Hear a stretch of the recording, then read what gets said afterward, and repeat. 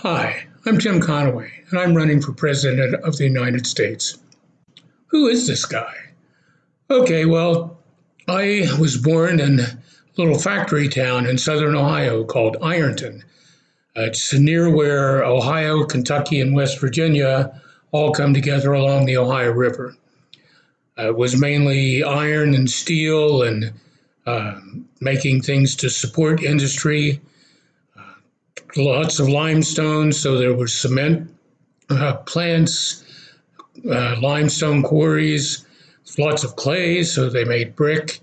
Um, and most of the people in town were working class people. And then there were the people who supported the working class through their commercial and service efforts. We were poor. I was one of seven kids. We didn't have a lot of money. I wore hand me downs. But I had two things going for me.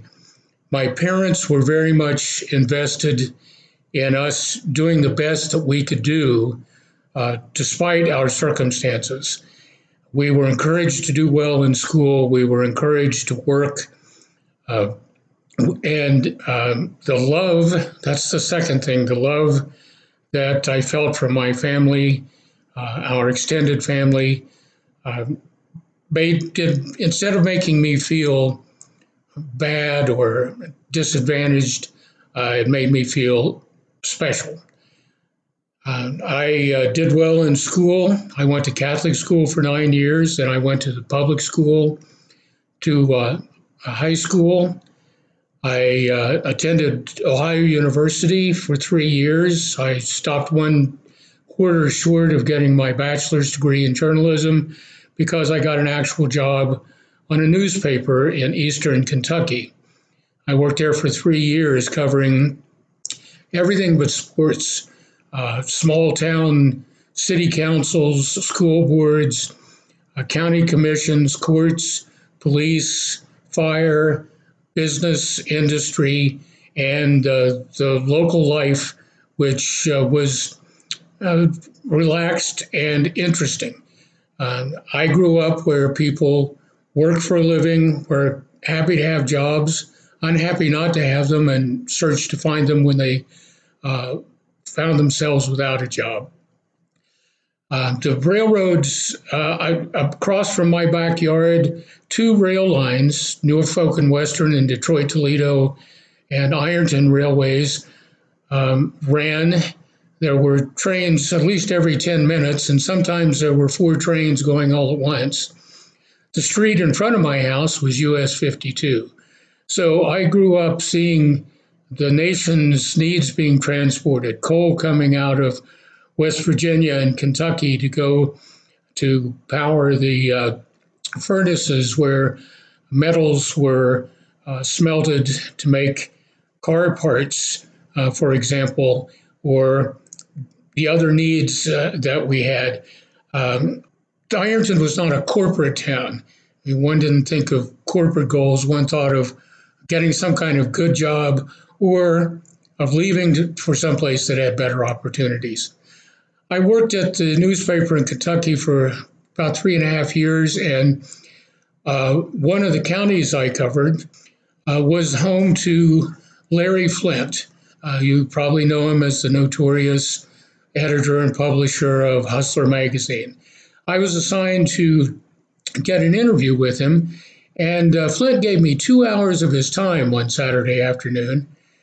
We spent about 10 minutes talking about porn, and the rest of the time talking about First Amendment freedoms, about the power of advertisers over the media, about the influence of government on the media. And I found that very interesting. The newspaper refused to run the article I wrote about him, so I sent a copy to him apologizing for using his time, and he offered me a job. I had never intended to stay in that area doing newspapers the rest of my life, and I wasn't going to get, a magazine job on a big magazine, so I went there. The sex part of the magazine was it was ink on paper. My interest was in the politics, the hypocrisy, of the media and the pulpits, the influence of advertisers. And there were many things we did over the next few years where we broke boundaries on coverage of topics like venereal diseases, child abuse, um, uh, many other things that at that time in the mid 70s were not covered in a newspaper or even in popular magazines. Uh, I ended up in Los Angeles with Flint. I left from there to because in the magazine business, if you want to move up, you often had to move out. The good positions at the top were taken, and so you had to get, find an opening when somebody left someplace else. So I worked for a few other places, including Muscle and Fitness magazine. You could say it was another skin magazine, and got to work with the great Joe Weider, who was a phenomenal guy. Um, I ended up working for another publisher who was then hired to run the day to day operation at Larry Flint Publications, where the goal was to add or purchase 4 new magazines every year. So during the course of the next 10 years, we went from 3 adult magazines to 36 magazines covering everything from fashion, cameras, rock and roll music, boats, cars. It was hobbyist magazines all over the place. And I was in charge of the day to day editorial operation, bringing those magazines in, getting them set up, helping them make them successful while maintaining a very lean economic work base. In 1995, the price of paper went up 50% across the board. We had a lot of magazines, we had a lot of paper. So all of the people at executive levels were shown the door right after that. Because I had good relations with the company, I ended up selling advertising space for the next 3.5 years. And while that was lucrative, I really never had a day off because, in addition to selling the space, I was creating best of guides and extra magazines to have an extra opportunity to sell advertising. I went into a stock photography agency where I was able to help build their sales incrementally over a couple of years. That agency became, it was a boutique agency and became sought after by major stock photography agencies. So after that, I answered an ad, do you know about printing in color? And it turned out to be an ad for an ink manufacturing company. What they needed was somebody who could manage. They had several sites around North America, and there were problems getting things delivered to their customers on time. So I was now in the world of manufacturing, a total different place. The management skills were the same, but learning the operation, took a few months. But by managing inventory correctly, I was able to get the first site that I ran, moving very well. And then I was moved to a few other sites, which is how I ended up in Minneapolis, which is near where the company's North American headquarters was located. In about the time of the big recession in 2008, we were taken over by a large, giant ink manufacturing company, and I was laid off, and I got a job at a place that made printed circuit boards. This is a little bit different, and I was in the quality department.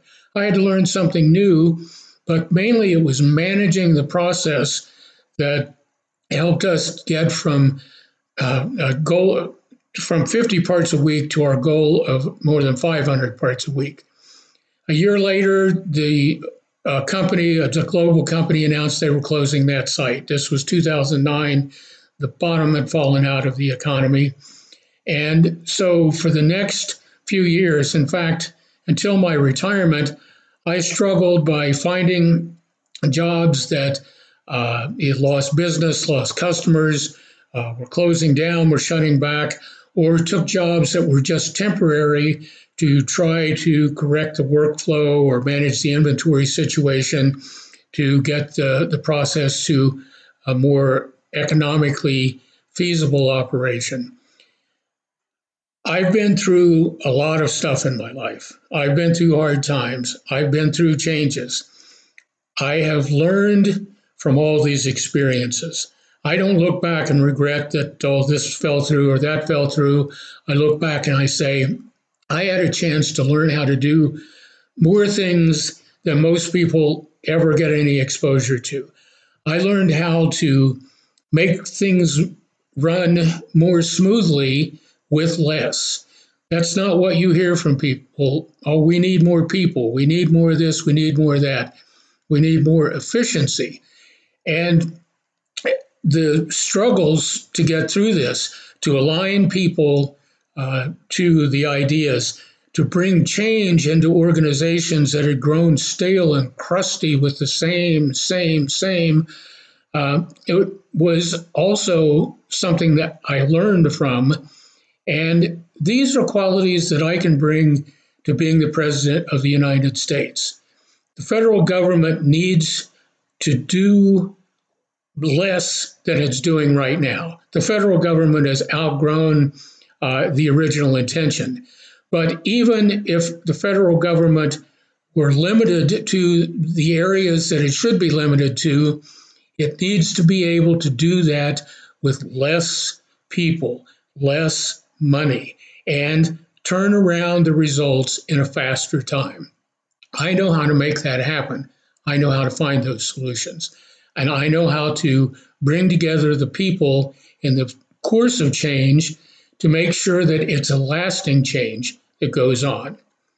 I'm Tim Conaway. I'm running for President of the United States. And if, like me, you've known some hard times, you've lived from paycheck to paycheck, you've struggled in parts of your life, you know that you can be resilient, you can take things on, you can be successful, and that's what our country needs right now.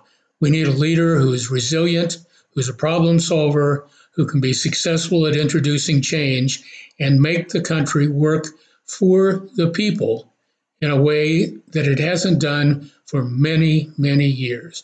I'm Tim Conaway. I'm running for President of the United States. Thanks for tuning in.